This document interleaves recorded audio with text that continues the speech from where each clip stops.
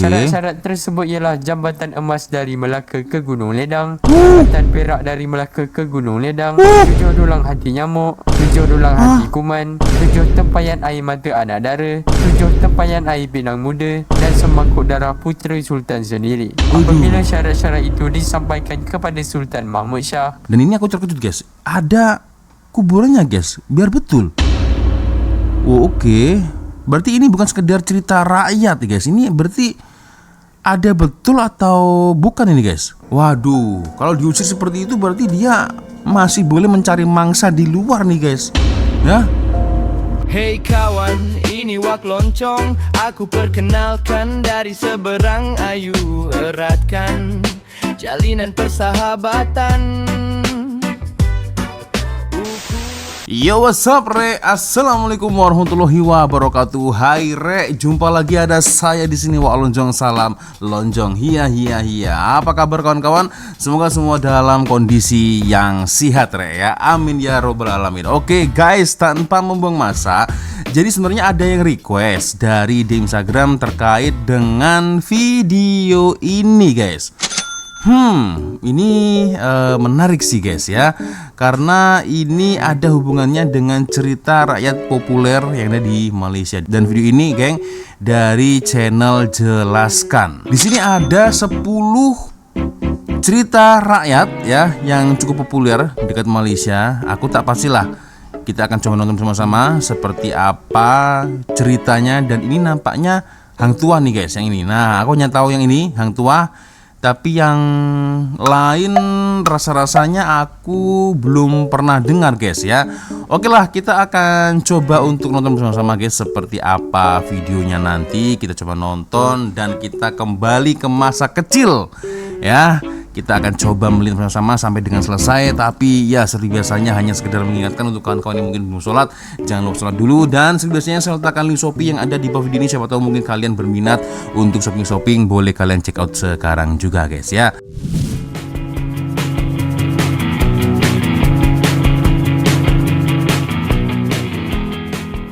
Oke, cerita yang pertama kita coba tonton geng.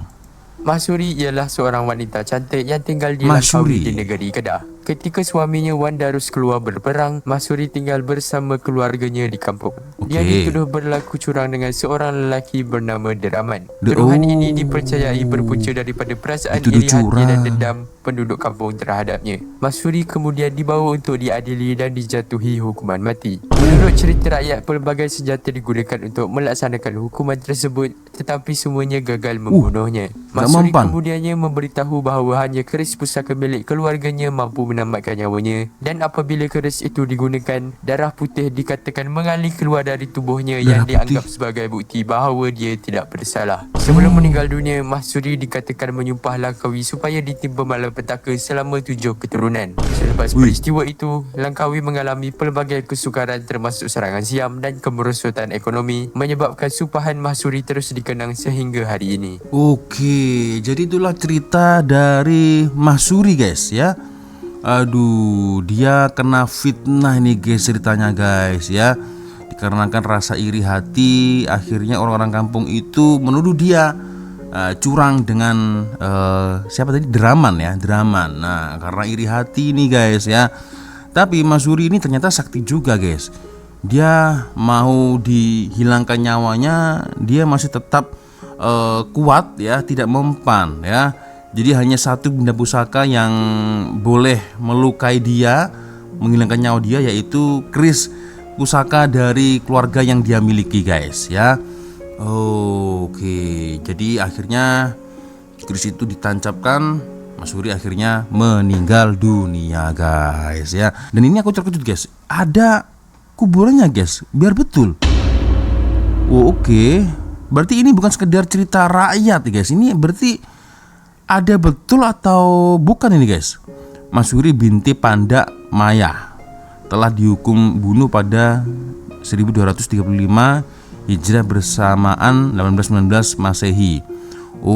Akibat dari fitnah dan iri hati semasa menerima hukuman, beliau bersumpah Pulau Langkawi tidak akan aman dan makmur selama 7 keturunan. Itu awal mulanya guys ya. Tapi kalau sekarang mungkin sudah terlewatkan 7 keturunan ya.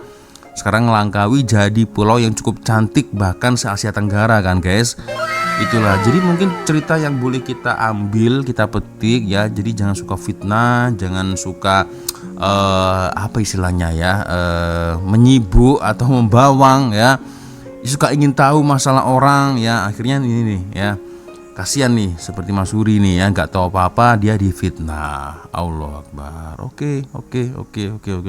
Raja Bersiung. Raja Raja Bersiung. Bersiung ialah seorang pemerintah Kedah yang pada asalnya memerintah seperti biasa. Satu Okey. hari ketika tukang masaknya sedang menyediakan makanan untuk istana, jarinya terluka dan beberapa titis darah terjatuh ke dalam hidangan raja. Tanpa mengetahui perkara tersebut, Raja Bersiung memakan makanan itu dan mendapati rasanya luar biasa. Selepas mengetahui bahawa rasa tersebut datang daripada darah manusia, Raja Bersiung mula ketagih untuk merasainya lagi. Vampir. Kemudian memerintahkan supaya darah manusia dicampurkan ke dalam makanannya setiap hari. Lama kelamaan ketagihan itu menjadi semakin teruk sehingga baginda mula memerintahkan rakyatnya dibunuh untuk mendapatkan darah. Menurut cerita rakyat, akibat amalan tersebut, 2 batang taring tumbuh pada mulutnya menyebabkan beliau dikenali sebagai Raja Bersiung. Rakyat yang tidak tahan dengan kekejamannya akhirnya bangkit menentang baginda dan Raja Bersiung berjaya digulingkan dan dihalau keluar dari kerajaannya. Oke, Raja Bersiung ini menarik nih guys. Dulu sempat pernah dengar cerita ini, tapi dah berapa tahun yang lalu lah guys ya. Berarti raja ini apa guys? Kanibalism atau gimana guys ya? Jadi hanya dikarenakan insiden tidak tersengaja, darah dari tukang masak ini tercampur dengan masakan, akhirnya membuat dia seperti itu guys. Wah, ini makanan sudah betul. Ternyata kunci dari masakan sedap itu adalah dengan mencampurkan darah manusia. Waduh, ini agak seram ini guys ya. Nah, akhirnya dia ketagih, muncullah siung. Wah, macam vampir nih guys. Aduh, ya. Patutlah kalau dia dikasih nama Raja Bersiung. Akhirnya rakyat takut dan nasib baik rakyat berhasil menggulingkan raja tersebut guys ya.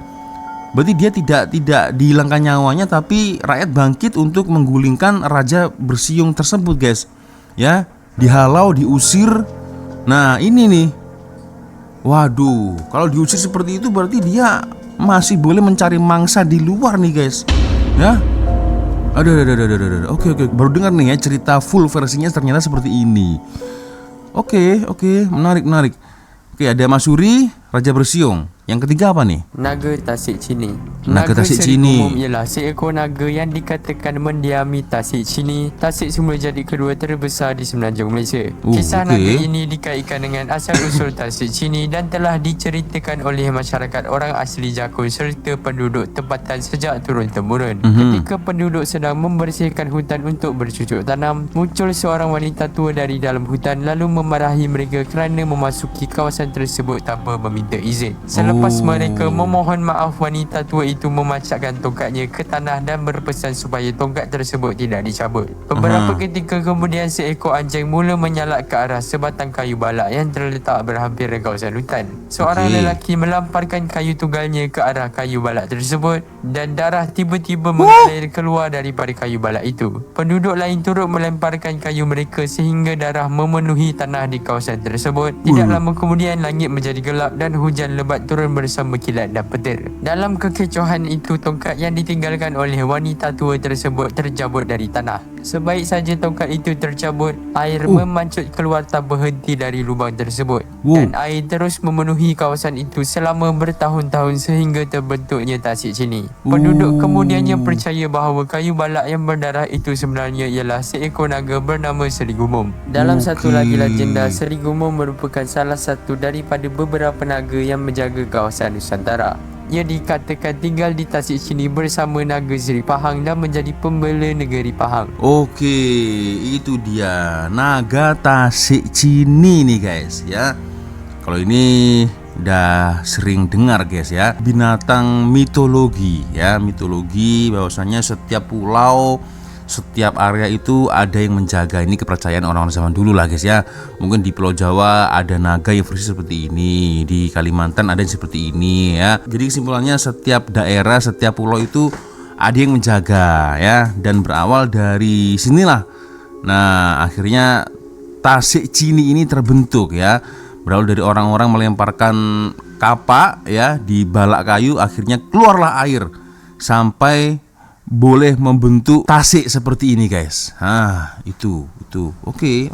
Badang. Setiap hari Wah, Badang superhero nih. memasang bubu untuk menangkap ikan di sungai. Namun setiap kali dia datang memeriksa bubu tersebut, ikan yang ditangkap sering hilang tanpa diketahui puncanya. Pada satu malam, Badang mengambil keputusan untuk bersembunyi dan mengawasi bubunya, dan di situ dia ternampak seekor makhluk gaib yang sedang memakan ikan-ikan yang terperangkap. Dan kemudian Badang berjaya menangkap makhluk tersebut. Untuk membebaskan dirinya, makhluk itu menawarkan satu ganjaran kepada Badang, dan Badang meminta supaya diberikan kekuatan yang luar biasa. Makhluk tersebut kemudian memuntahkan semula ikan-ikan yang telah dimakannya dan menyuruh Badang memakannya. Sejak hari itu Badang memperoleh kekuatan yang luar biasa sehingga mampu mengangkat batu-batu besar dan menumbangkan pokok dengan mudah. Berita tentang kekuatannya akhirnya sampai kepada pemerintah, dan Badang kemudiannya dibebaskan daripada status hambanya dan dilantik menjadi hulu balang istana. Dalam kisah yang terkenal, dia dikatakan berjaya membaling sebuah batu besar ke seberang muara hanya dengan menggunakan sebelah tangan. Dan batu yang dikaitkan dengan kisah tersebut dikenali sebagai batu Badang dan pernah menjadi salah satu mercu tanda yang terkenal di Singapura. Oke, jadi Badang ini tuh aku pernah mengulas ya beberapa superhero yang ada di Malaysia. Salah satunya adalah Badang nih guys ya. Tapi ini ini sorry to say guys ya. Jadi dia mendapatkan kekuatan itu berasal dari hantu air nih. Wah, ini sama dengan apa ya? Dia bersekutu dengan setan, guys. Iya kan? Dia boleh kuat dikarenakan, nah ini nih awal mulanya, guys ya. Dia boleh kuat makan makanan ikan yang dimuntahkan oleh hantu air ini, dan akhirnya dia jadi kuat, guys. Ya. Jadi kuat, akhirnya dia terkenal, famous ya, seluruh kerajaan tahu ya kesaktian dari Badang ya. Itu oke. Ini bagus sih, tapi dia mendapat kekuatannya dari setan itu tadi guys ya. Aduh. Ya, salah satu superhero ini di Malaysia nih guys ya, Badang. Ini aku ingat betul ini ya. Oke. Kita lanjut lagi guys. Puteri Gunung Ledang.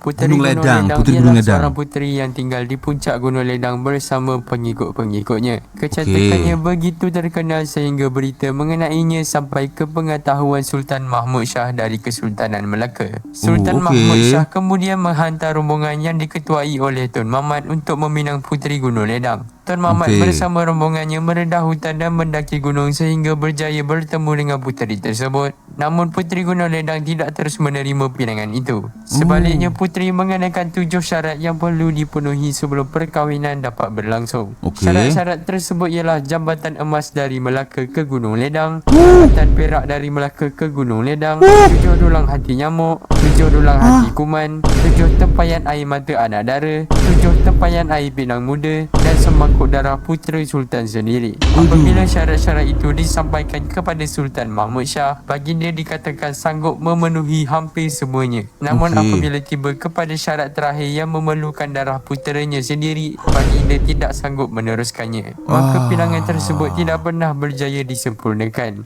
Menurut kebanyakan versi cerita, 7 syarat itu sebenarnya merupakan cara Puteri Gunung Ledang untuk menolak pinangan Sultan tanpa menyinggung perasaannya. Iya sih, betul. Jadi ini adalah penolakan halus ini guys ya. Bayangkan nih kalau kalian ya, sebagai kalian lah lelaki lah ya, ada wanita cantik tetapi ketika kita melamar dia meminta syarat-syarat yang sebanyak ini guys. Aduh, jembatan emas pula, jembatan dari perak pula. Apa ini? Nyamuk berapa ribu ini? Belum ini, aduh. Kalau saya sih lebih baik cari yang lain saja lah. Bener juga ya. Terlalu berat guys syaratnya guys ya. Dan yang tidak masuk akal ini nih. Ya, ini nih yang terakhir nih. Mengorbankan darah anak dari sultan itu. Aduh, berarti kan sama dengan harus menghilangkan nyawa guys ya. Aduh, Putri Gunung Ledang. Oke.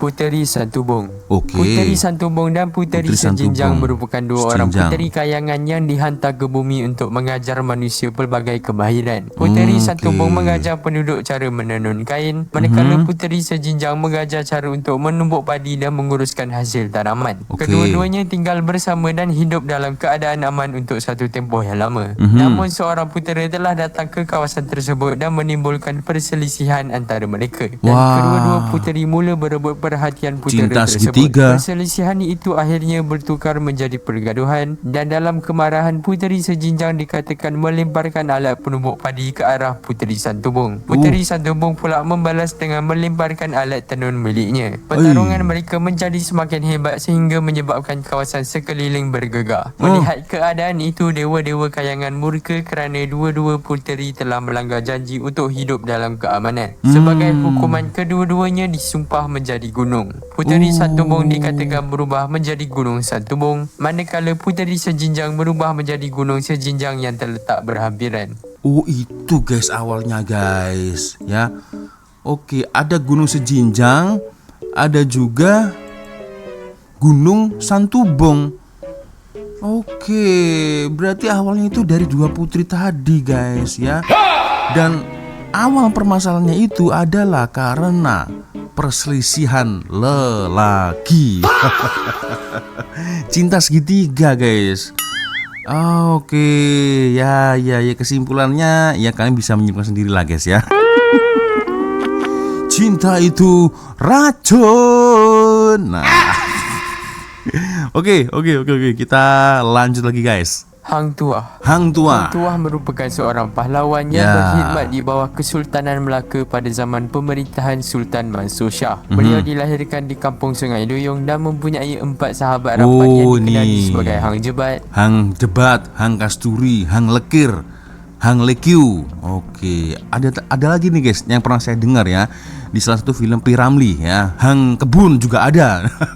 Kasturi, Hang Lekir dan Hang Lekiu. Ketika masih muda, Hang Tuah dan sahabat-sahabatnya berjaya menyelamatkan bendahara Tun Perak daripada seorang yang mengamuk. Peristiwa itu menyebabkan mereka dibawa ke istana dan dilantik untuk berkhidmat dengan Sultan Melaka. Hang Tuah kemudiannya menjadi Laksamana Melaka, iaitu jawatan tertinggi dalam Angkatan Laut Kesultanan. Menurut hikayat, beliau sering dihantar sebagai utusan ke pelbagai kerajaan termasuk Majapahit, Siam, China dan India. Salah satu kisah yang paling terkenal berlaku apabila Hang Tuah difitnah melakukan kesalahan terhadap istana dan Sultan Melaka memerintahkan supaya beliau dihukum bunuh. Namun bendahara Tun Perak tidak melaksanakan perintah tersebut dan menyembunyikan Hang Tuah secara rahsia. Apabila mengetahui Hang Tuah telah dibunuh, Hang Jebat bangkit menentang Sultan untuk membalas kematian sahabatnya. Hang Jebat kemudian menguasai istana Melaka selama beberapa hari. Bagi menghentikan pemberontakan itu, Hang Tuah dipanggil keluar dari persembunyiannya dan diarahkan untuk menentang Hang Jebat. Pertarungan antara Hang Tuah dan Hang Jebat berlangsung selama beberapa hari sebelum Hang Jebat akhirnya ditewaskan. Sehingga hari ini kisah Hang Tuah dan Hang Jebat terus menjadi antara cerita yang paling banyak dibincangkan dalam sejarah dan legenda Melayu. Wah, ini aku cukup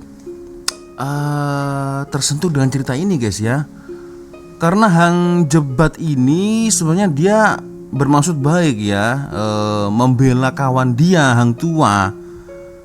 Tapi setelah Hang Tuah ternyata masih hidup, harusnya Hang Jebat tak sampai emosi kan, harusnya dia bersyukur, oh Hang Tuah masih hidup. Nah, ternyata saya salah selama ini, harusnya kan begitu harusnya. Kenapa malah terjadi peperangan sesama sahabat sendiri guys, iya kan? Aduh, oke. Dan aku tak sangka lagi ternyata sosok dari Hang Tuah itu cukup dipercaya pada saat itu guys ya, dengan Sultan Melaka. Jadi dia seperti delegasi ya. Dia delegasi menuju ke Majapahit, ke China, ke Siam, ke India ya, atas titah Sultan. Oke, tapi sayangnya itu tadi guys ya, dia kena fitnah. Akhirnya dia diasingkan. Tapi itulah, orang yang dulu pernah diselamatkan oleh Hang Tuah tidak mau menghilangkan nyawa. Nah, Hang Jebat ini marah nih dia, ya kan, dan memberontak ya, memberontak kerajaan Melaka. Tapi yang sangat disayangkan ini kenapa mereka berdua harus bertempur, guys. Ini yang masih jadi soalan nih, guys. Ya kan? Harusnya ketika Hang Jebat tahu Hang Tuah masih hidup, masih sehat, baik-baik saja, harusnya dia merasa bersyukur kan, guys. Bukannya malah perang. Atau mungkin Hang Jebat sudah terlena ya, menjadi raja selama beberapa hari ya, dia tak nak turun ya dari mahkota itu atau gimana, aku tak pasti lagi. Yang kawan-kawan yang paham mungkin boleh komen di ruang komentar, guys ya. Oke, Hang Tuah, kita lanjut lagi, guys. Huminodun. Huminodun. Menurut kisah kaum Kadazan Dusun, Huminodun merupakan anak kepada Kinoingan, dewa tertinggi dalam kepercayaan mereka, dan isterinya Suminundu. Pada satu ketika dunia dilanda kebuluran yang teruk, tanaman tidak menjadi, makanan semakin berkurangan dan manusia mula mati akibat kelaparan. Melihat penderitaan manusia, Kinoingan mencari jalan untuk menyelamatkan mereka, dan satu-satunya cara untuk mengembalikan kesuburan tanah ialah dengan mengorbankan Huminodun. Walaupun mengetahui nasib yang bakal menimpa, Huminodun bersetuju untuk mengorbankan dirinya demi menyelamatkan manusia. Selepas mengorbanannya, bahagian tubuh Huminodun dikatakan berubah menjadi pelbagai jenis tanaman. Daripada tubuhnya tumbuh padi yang kemudiannya menjadi sumber makanan utama masyarakat Kadazan Dusun. Rohnya pula dipercayai menjadi Bambarayon, iaitu semangat padi yang dihormati dalam kepercayaan tradisional mereka. Kisah Huminodun menjadi asas kepada sambutan pesta keamatan, perayaan yang disambut setiap tahun di Sabah pada 30 dan 31 Mei. Oke, Huminodun ya. Kalau cerita ini sering saya dengar tidak hanya di Malaysia ya, tapi rasanya di Eropa pun kalau silap juga ada jenis dewa dewi ya yang seperti ini. Jadi istilahnya ini adalah dewi kemakmuran. Nah, jadi dia memang berhubungan dengan tanaman-tanaman, padi-padi yang boleh menyuburkan semua tumbuh-tumbuhan petani pada saat itu ya. Oke, Huminodun. Oke, ini aku baru dengar nih, guys ya. Oke, menarik, kita lanjut lagi, guys. Batu belah, batu bertangkup. Menurut cerita rakyat Melayu, terdapat seorang balu bernama Mak Tanjung yang tinggal bersama dua orang anaknya selepas kematian suaminya. Pada suatu hari, Mak Tanjung berjaya menangkap seekor ikan tembakul yang mempunyai telur di dalam perutnya. Si ibu kemudian berpesan supaya telur ikan tersebut disimpan untuknya kerana dia ingin memakannya selepas pulang kerja. Namun ketika ketiadaan ibunya, kedua-dua anak itu termakan telur ikan tersebut. Apabila si ibu pulang ke rumah dan mendapati telur ikan itu telah habis dimakan, si ibu berasa sangat kecewa. Walaupun anak-anaknya cuba meminta maaf, beliau tetap berasa sedih kerana merasakan pesanannya tidak dihormati. Dalam keadaan kecewa, si ibu berjalan menuju ke sebuah batu besar yang dikenali sebagai batu belah, batu bertangkup, dan menurut legenda batu tersebut mempunyai kuasa ajaib dan boleh terbuka serta tertutup seperti mulut gergasi. Apabila tiba di hadapan batu itu, si ibu meminta batu tersebut menelannya. Batu itu kemudiannya terbuka dan si ibu masuk ke dalamnya. Kedua-dua anak berlari mengejar sambil merayu supaya ibunya kembali. Namun sebelum mereka sempat menyelamatkannya, batu itu tertutup semula dan si ibu hilang buat selama-lamanya. Mak, jangan mak. Gara-gara ikan telur mak jadi masuk ke dalam batu. Aduh, ya.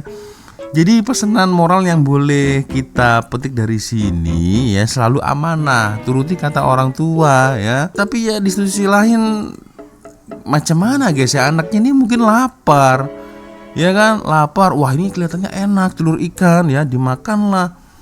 Tapi itulah sang ibu kecewa nih. Wah, ini anak-anak kenapa tidak menuruti perkataan saya? Akhirnya maknya itu kecewa, marah-marah.